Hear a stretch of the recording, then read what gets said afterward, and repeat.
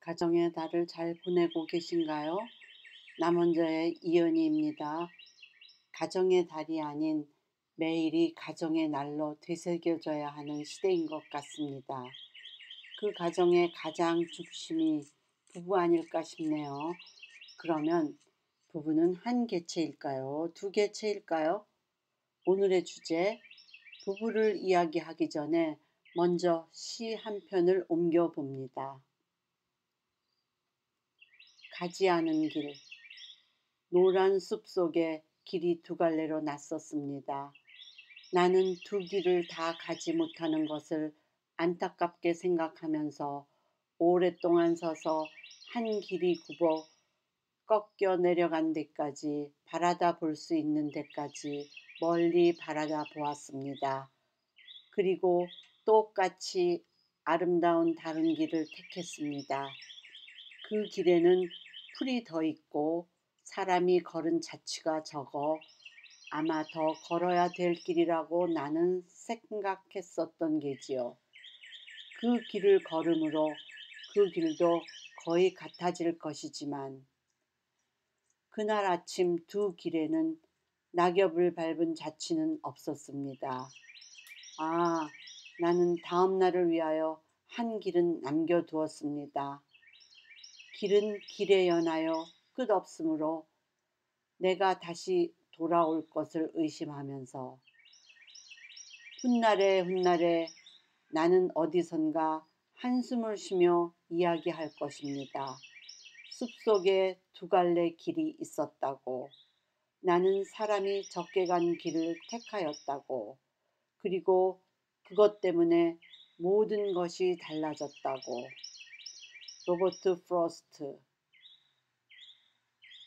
여기서 가지 않은 길은 내가 선택하지 않은 길로 어느 길을 택하더라도 가지 않은 길에 미련이 생기는 인생에 대한 이야기가 아닐까요? 보통 우리는 부모 밑에서는 2, 30년, 결혼해서는 4, 50년을 부부로 함께 삽니다. 사랑을 제일 많이 한 관계도 부부, 원망과 불평, 분노까지도 제일 많이 하는 관계, 상처를 제일 많이 받는 관계도 부부. 오손도손 아웅다웅 어느 가정에서든지 볼 수 있는 이것이 가정을 이루는 부부의 모습 아닌지요. 이렇게 저렇게 살다가 이제서 깨우치는 것은 욕심을 조금 덜어내면 공간이 생겨서 숨쉬기가 조절되고 속도를 조정할 수 있더라고요. 남편이 설거지를 도와줍니다. 그런데 10개 그릇 중에 한 개는 밥풀이 그냥 붙어 있고 또 한 개는 고춧가루가 한 점 그대로 묻어 있어요. 좀 하려면 잘하지. 이렇게 하다만 것처럼 하지. 이렇게 내뱉지 말고 8개는 내 손이 안 가도 되네. 이렇게 마음을 비운다는 것이죠. 70을 바라보는 이제서야 이것이 가능해졌습니다. 어떤 가정에서 이런 일이 생겼어요. 남편이 젊을 때 바람이 잠깐 났었는데 몇십 년이 지나도록 몰랐다고 하더라고요. 남편의 말 실수로 그 바람이 들통났어요. 그런데 그 부인의 태도, 그 당시에 몰랐던 것을 감사히 여겼다는 것이지요. 그 부인은 이렇게 말하더라고요. 내가 젊었을 때 그것을 알았다면 가만히 있었겠어요? 무슨 낯으로 아이들 결혼은 시켰겠냐고요. 이혼해서 가족 모두에게 상처 주지 않았고 아이들은 뿔뿔이 이상한 길로 가지 않았고요. 그런대로 가정의 평정이 유지될 수 있었던 것에 감사했어요. 그렇게 지내올 수 있었던 세월에 감사했다고 합니다. 이렇게 핑계를 만들어서 감사할 수 있는 여유를 만든다는 거지요. 그게 오래가는 부부가 아닌가 싶네요.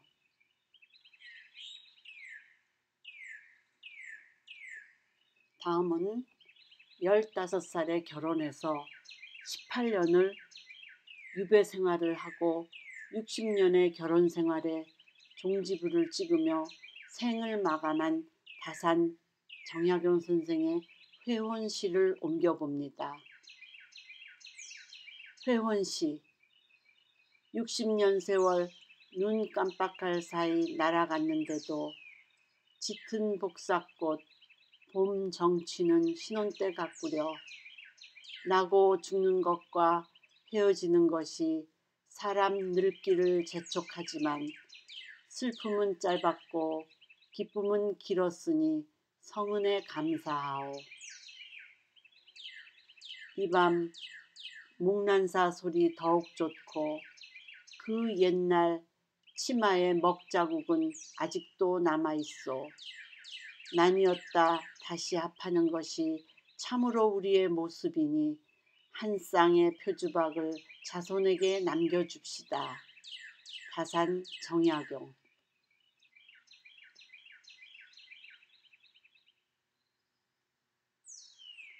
인생은 계획대로 되는 것이 아니더라고요. 인생은 도박이라고 하죠. 인생의 한 부분인 결혼도 도박. 어느 순간에 이르러서는 흥할 수도 망할 수도 있는 도박. 조금 덜 흥하고 조금 덜 망하면 우리들의 부부관계는 조금 쉽게 이어질 수 있지 않을까요? 순간순간을 정확히 자로재어서 계획하는 것이 인생이 아닌 것처럼 원망도 불평도 미움도 분노도 재지 말고 빈 공간을 만들어 봅니다. 여기에 큰 공로자는 세월이더라고요. 조금 기다리면서 그 공간을 세모, 네모, 동그라미로 그려갑니다. 내 몸과 마음이 부서지도록 너무 열심히 살지 말고 나의 정서에 맞춰서 내 중심으로 에너지를 축적합니다. 한꺼번에 여럿을 잘 하려 하지 말고 한 가지씩만 합니다. 그렇게 에너지를 축적하다 보면 나중에 조금 더 잘 할 수 있고 불평과 원망도 덜할 것 같습니다. 그렇다고 나의 책임을 회피하는 그런 일은 삼가해야겠지만요. 저의 세대는 후회와 반성이 많은 세대였지만 요즘 젊은 세대는 영리해서 잘들 알아서 하겠죠.